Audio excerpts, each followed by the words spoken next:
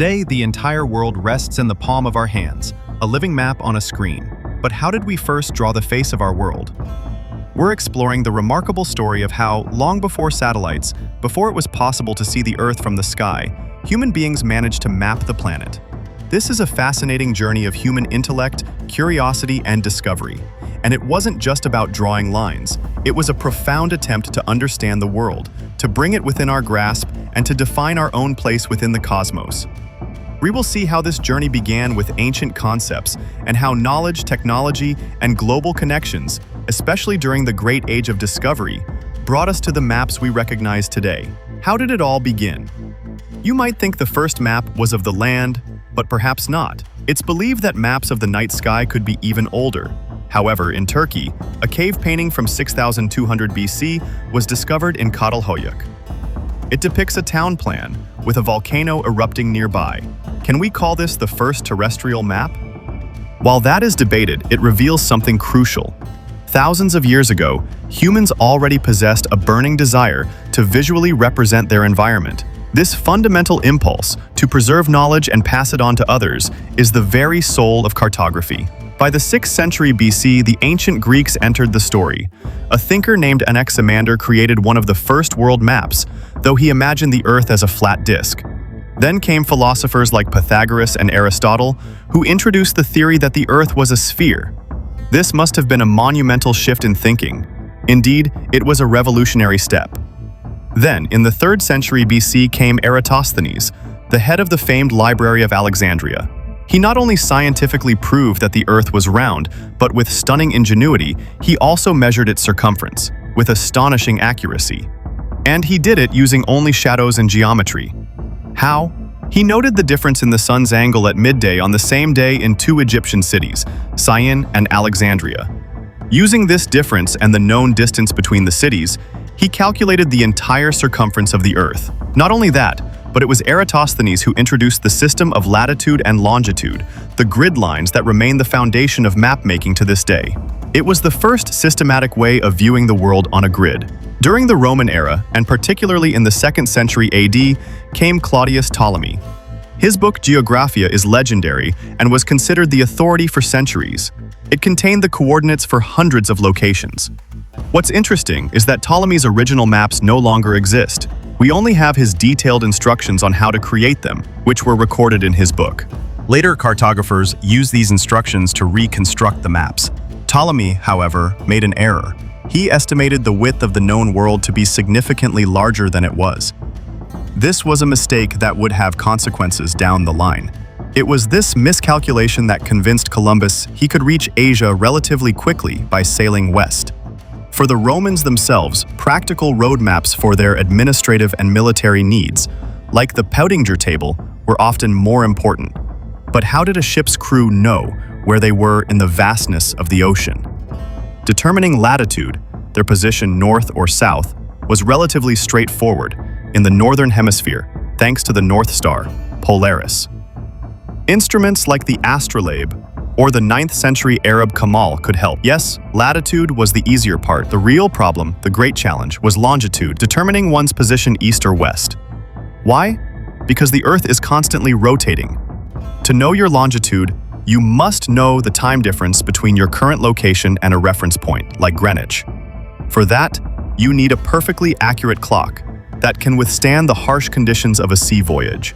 Such reliable sea clocks, known as chronometers, were not invented until the 18th century. For centuries before that, sailors relied on guesswork, estimates of their speed, the time they had traveled, and occasional astronomical events like lunar eclipses. This was the single greatest challenge in navigation. While Europe was experiencing its so-called Dark Ages, what was happening in the Islamic world? There, Greek knowledge was not only preserved, but was also critically examined and vastly improved. In the 9th century, at Baghdad's House of Wisdom, Ptolemy's work was translated and scrutinized. The Earth was remeasured, yielding more accurate results. Then, in the 11th century, the great scholar al-Biruni even theorized that a large continent could exist on the other side of the world. And in the 12th century, the name of Muhammad al-Idrisi emerges. Indeed, his work is a monumental milestone. Working for the Norman king Roger II of Sicily, he created an incredibly detailed and beautiful map of the known world, which was engraved on a massive silver disc. Alongside it, he wrote a voluminous book, Nuzhat al-Mushtaq fi Tirak al-Afaq, the excursion of one who is eager to traverse the regions of the world, which compiled all available geographical information. It contained maps of different regions, details about their people, cities, crops, and routes. It wasn't just a map, it was a treasure trove of information that profoundly influenced European knowledge for centuries. He is sometimes considered the first true global cartographer. In Europe, during the Middle Ages, the situation was different. Much of the ancient knowledge had been lost. Maps were often symbolic, like the TO maps, which showed the world as a circle O surrounded by water with a T inside separating the three known continents: Asia at the top, Europe to the right, and Africa to the left, with Jerusalem at the center. For practical travel, people likely relied more on verbal directions and landmarks. But slowly, a change began, especially around the Mediterranean. The magnetic compass came into common use. With it came the creation of portolan charts. These were highly practical nautical maps. They showed coastlines, ports, and a network of rum lines indicating wind directions, all in great detail. They made trade and travel in the Mediterranean far safer and more reliable. And then it was as if all these streams, the practical portolan charts, Islamic scholarly geography, Christian concepts, and information from travelers merged in the year 1375 in the form of the Catalan Atlas. Created by the Jewish cartographer Abraham Cresques of Majorca, it is spectacular even to look at today. It is truly a masterpiece. It blended the practical accuracy of portolan charts with information from various scholarly sources and travelers like Marco Polo. This was not just a map of places, it featured drawings of the rulers of different regions, showed trade routes with camel caravans, and even included visual representations of some myths and characters. It was, in a way, the culmination of centuries of map-making efforts. Then came the Age of Discovery. Under the patronage of Henry the Navigator, the Portuguese systematically began mapping the coast of Africa. These maps were considered state secrets. Why? Because this knowledge was power. It was the guarantee of a commercial advantage. Then Columbus, as we mentioned, trusting Ptolemy's miscalculations, sailed west and unintentionally discovered the Americas. In this era, maps were no longer just guides. They became critical instruments of power, trade, and colonial ambition. Maps were stolen, and they were deliberately falsified to mislead rivals. So, how was the complete picture of the world finally formed? It happened gradually. Later, explorers like James Cook, using more scientific methods and precise instruments, mapped the remaining parts of the globe, especially the vast and expansive Pacific Ocean. And it's crucial to remember that map-making was not confined to Europe and the Middle East. Cultures all over the world had their own methods, like the Polynesian people who used stick charts, intricate diagrams of ocean swells, winds, and stars to navigate thousands of miles of open sea. The Chinese also had their own very long and unique tradition of cartography. In conclusion, creating a map before satellites was not a simple task. It was a complex, multicultural, and constantly evolving process.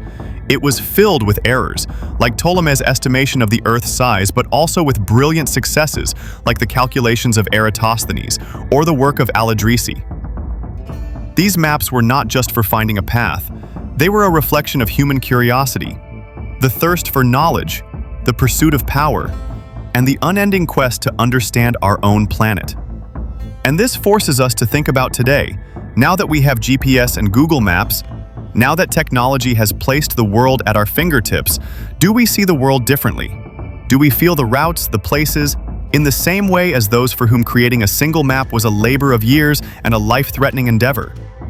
And will the maps of the future be merely data points and algorithms, or will they still contain the depth of human experience, story, and culture? That is an important question, one worth pondering.